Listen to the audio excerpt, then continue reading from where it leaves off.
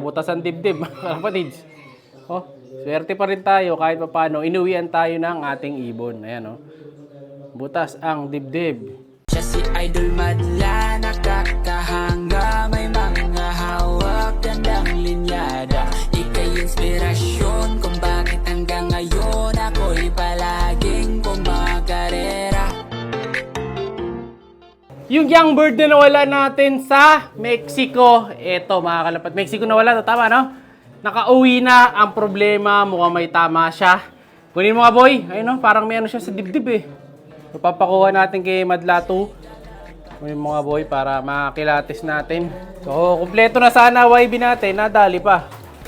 Ayan. Tapos si 03 saka si... Paris ba sila? Si 03 saka si Tigas? Bali, ito yung wawalay natin, yung dalawa na to. Magkapares.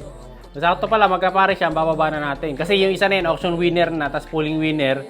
So, pwede na rin natin tabi yung dalawa na yan. Pero kung may naghahanap dyan sa inyo ng pulling winner, mamaya papakita ko sa inyo, baka interesado kayo, pwede naman nating i-out yung dalawa na yan, kung merong may gusto. So, ito yung kakawin nating ibon. Pakita ko muna sa inyo. Kamusta siya, boy? Buo pa rin. Ayan o. Ayan, maganda pa katawan. Gusto ko tong young bird na to eh. Ito yung nag-iisang young bird natin dapat na panlaban ngayon sa BBC. Nalalaban sa 12,000 birds. Ang problema, nako, may tama. Tingnan mo nga, wag naman sana ang butas. Hindi. Naubos. Ano to? Sumayad sa kuryente. No? Nako. Buti na lang, nakauwi siya. Pero sayang kasi yung season eh, no? Hindi na natin mahahabol to. Lugi na siya.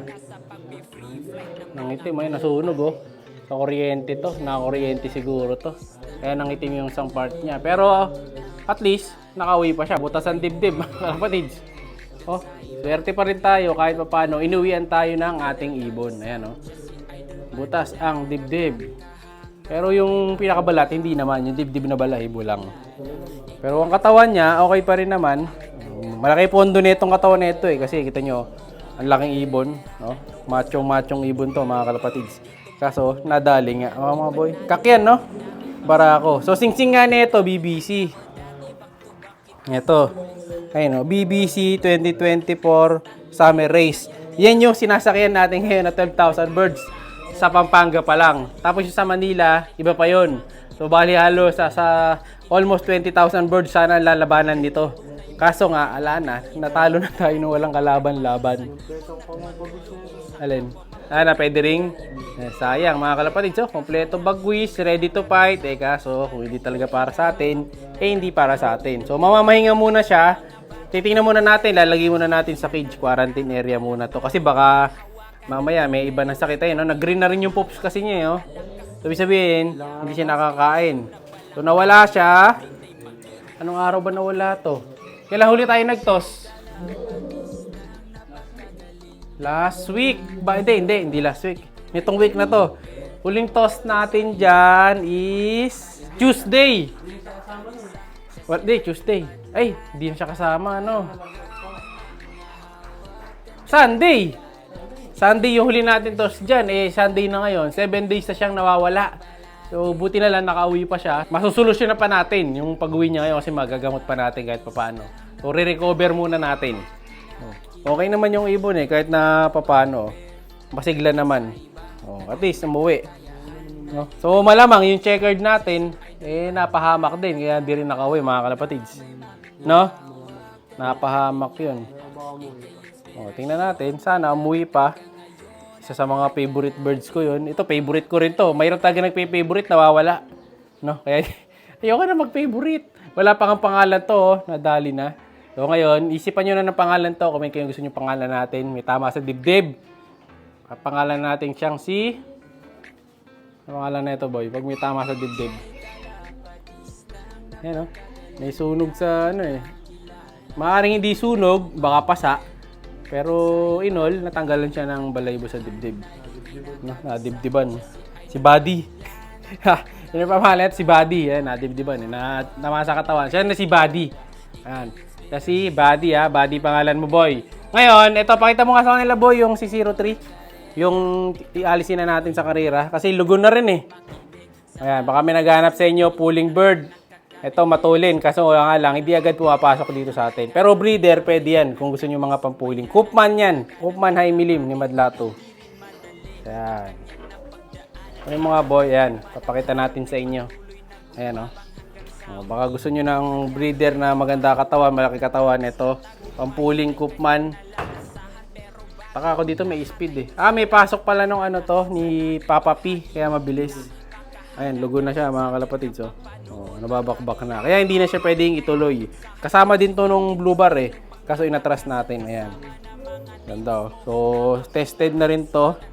Kaya, tatabi na muna natin siya. Papahinga na natin. Malay nyo, ikarera ulit natin sa mga soon. Pero pag may kukuha, pwede naman natin ibigay. Ayan Ang ring niya, ano ring niya boy? BBC ba? Ayun, naka-BBC rin to. 2023 SDR. So, malas to lagi naglulugon eh. Ting may karera. Saka tis-tis na yung puti niyang bagwis. At nyo. Ubus na alangan na rin. So, papahinga na natin to. Kung may interesado dito. Ayan, pulling winner na. May certificate na siyang nadali. So, PM na lang. Tapos yung isa naman, yung asawa niya, yung auction winner ni Madlato. Siya yung tumayan yan eh. Ayun, yung auction winner natin, si Boy Tigas. Ayan. Auction 300 winner. Nako, lumipad yung isa.